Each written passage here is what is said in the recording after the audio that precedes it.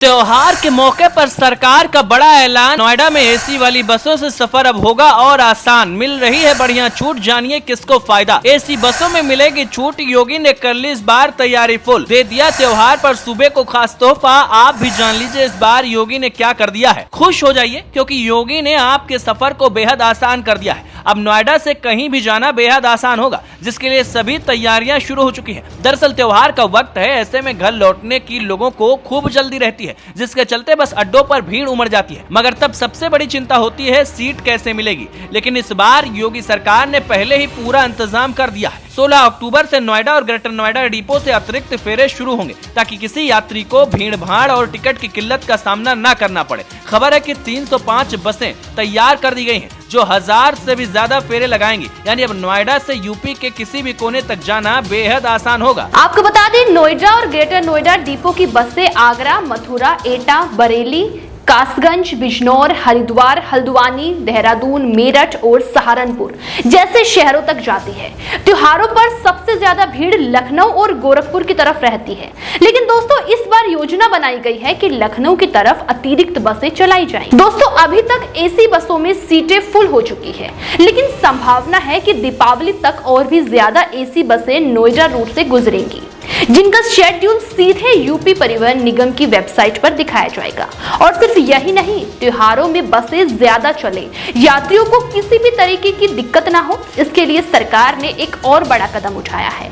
आपकी जानकारी के लिए बता दें कि नोएडा और ग्रेटर नोएडा डिपो के सभी चालक परिचालकों की छुट्टियां निरस्त कर दी गई है।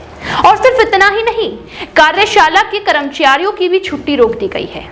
दोस्तों, ये नियम हर साल त्योहारों पर लागू किया जाता है, लेकिन इस बार और भी ज्यादा सख्ती से लागू किया गया है। बहुत ही ज्यादा सख्ती बरती गई है।